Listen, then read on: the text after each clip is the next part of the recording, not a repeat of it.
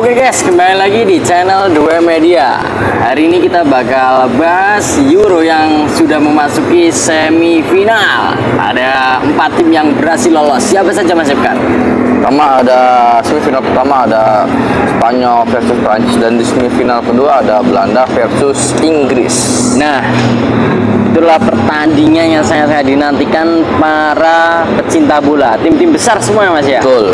Tim-tim besar, apalagi banyak bintangnya di situ, pemain-pemain muda. Betul. Nah, kira-kira gimana Mas pertandingan pertama tuh Spanyol versus Prancis? Ya, itu para pemain muda semua nih.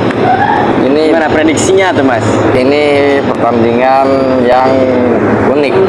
Spanyol tim terproduktif sepanjang Euro, Belanda tim yang tidak produktif sepanjang Euro. Prancis gimana nih? Secara rekor pertemuan Prancis masih unggul, tetapi melihat Spanyol bermainnya cukup rapi, cukup bagus, apalagi sekarang mereka build up-nya dari bawah sangat. Apalagi sekarang mereka dalam sekali. kepercayaan diri yang tinggi setelah mengalahkan tuan rumah Jerman di babak 8 besar.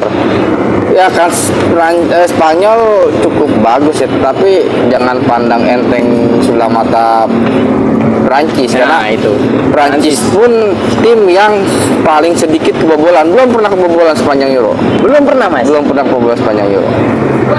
Ternyata ada mungkin baru satu gol. Baru satu gol melawan Polandia. Nah, Itu pun dari penalti. Tim paling sedikit kebobolan di Euro. Jadi pertahanannya tuh pertahanannya dipimpin Rodriguez. Nah, sangat bagus sekali Mas ya. Ya, Prancis di lini pertahanannya dipimpin oleh Saliba, pemain Arsenal ya. Iya. Itu ya, kalau untuk prediksi ini pertandingan sulit ya. Sulit sekali karena tapi, tim-tim yang satu kayak mengandalkan counter attack, yang satu build up dari bawah. Betul, tapi kalau menurut saya kalau ini selesai 90 menit mungkin Spanyol akan selesai 90 menit menang. Tapi kalau adu penalti saya lebih menjagokan Prancis karena mereka punya kiper Maignan yang juga pemain AC Milan, itu punya rasio penalti yang cukup bagus gitu.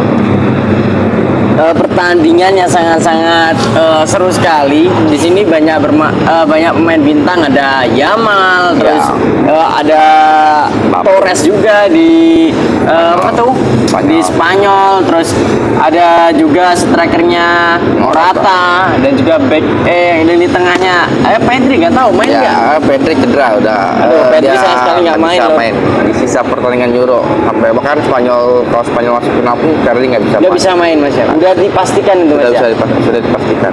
Nah, itulah pemain yang diandalkan dari Spanyol, dan pemain yang kita harus waspadai juga dari Prancis Mas. Nah, jangan lupa ada Depay, ya kan? Prancis itu Mbappe. Ya ada Mbappe juga ya. Ya maksudnya Mbappe. Terus ada siapa lagi Mas yang ada Griezmann. Ada Dembele. Nah, itu pemain-pemain yang punya kecepatan gitu. Ditambah dengan ada strikernya ada Marcus Thuram, anaknya Lilian Thuram, legenda Prancis. Itu punya daya ledak dan daya dobrak yang bagus sekali, tapi belum terlihat di timnas Prancis ini. Timnas Prancis belum ada, ini Mas ya. Kurang gregetnya masih kurang ya. Betul. Gregetnya masih kurang Mas ya. Terus saya memprediksi ini pertandingan mungkin akan lebih dari 90, bahkan adu penalti.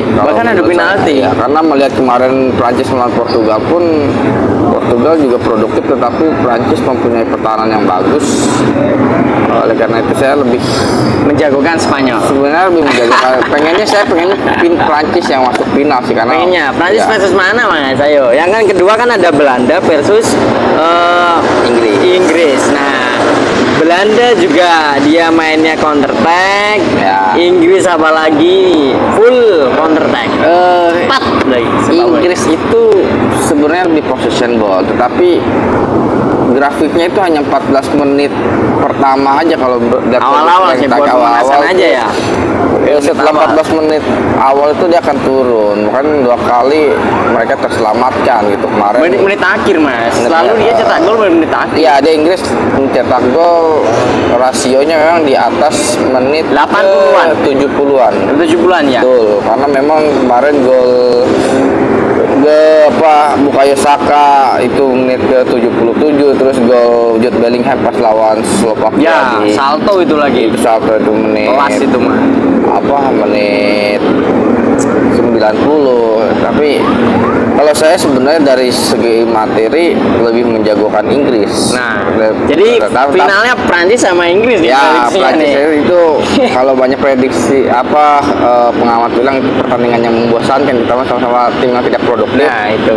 Tetapi menurut saya kalau secara nilai pasar pemain itu menurut saya berimbang ya Mas. Menurut saya karena kalau Spanyol versus Belanda kan udah pernah bertemu di final Piala Dunia 2010 gitu. Kalau Spanyol versus Inggris juga sebenarnya seru, tetapi saya berharap itu Mas, Spanyol Inggris sih. Ya mungkin itu final ideal, tapi ya saya bilang saya pengennya Perancis sih. Nah, Perancis versus Belanda juga kan sudah pernah ketemu di grup. Artinya ya sebenarnya menurut saya final yang menurut saya ideal ya Perancis versus Inggris. Ya, soalnya sampean jagonya Inggris.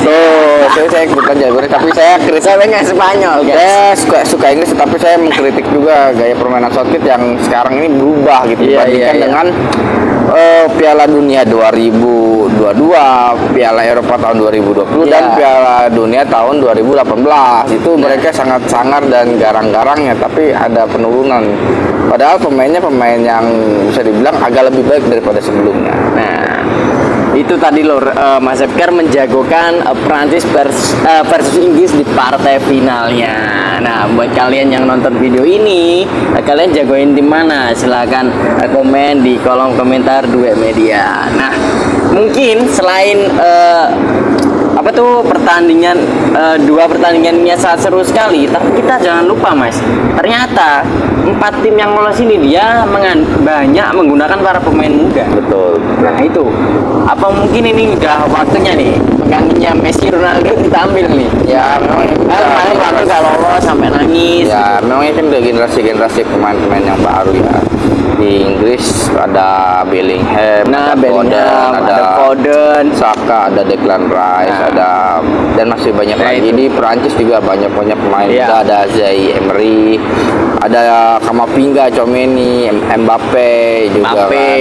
Di Spanyol apalagi dia Fabian, ada gelandangnya tuh Fabian Ruiz, ada terus Yamal, ada William, itu pemain muda. Dan juga di Belanda juga ada Xavi Simons, ada masih banyak lagi Belanda. Tapi hampir sekuat pemain muda itu adalah Spanyol Mas. Dari lini belakang sampai hampir ke depan dia rata-rata pemain muda Mas. Betul. Cuman Rodri aja yang menjadi leader lah di situ, penyeimbang di lini tengah. Iya. Karena Busquets zaman dulu. Ya, karena pelatih yang Spanyol saat ini Luis de la Fuente ini kan dulunya pelatih timnas Spanyol U21. Jadi dia udah mendapatkan kerangkanya dari U21 itu. Makanya mayoritas pemain yang dibawa adalah pemain yang pernah dilatih dia pada saat Spanyol usia 21 gitu ya, seperti itu. Nah, mantap sekali lor, pertandingan hari ini bakal menjadi pertandingan yang sangat seru sekali yang dapat kalian saksikan di channel TV kalian masing-masing di rumah ya. Dan juga jangan lupa kalian bisa kunjungi channel Duet Media dan juga Instagram Duet Media, dan juga punya Mas Epkar, punya TikTok ya Mas ya? Punya TikTok. Nah, dia sering bahas-bahas bola, apalagi tuh pecinta bola banget dia ya di daerah Tangerang ini. Terus ada Instagramnya juga apa Mas? Ada Instagram @fkar.alazar, TikTok juga sama @fkar.alazar. Nah, itu loh. Kalau nomor WA kalian bisa DM sendiri ya teman-teman ya. Kalau ada bisnis kalian bisa info aja lor. Kami juga membuka open promotion buat kalian. Terima kasih sudah menonton channel Duet Media. Sampai jumpa kembali. Kami akan selalu memberi kabar terupdate untuk Anda. Terima kasih. Mantap.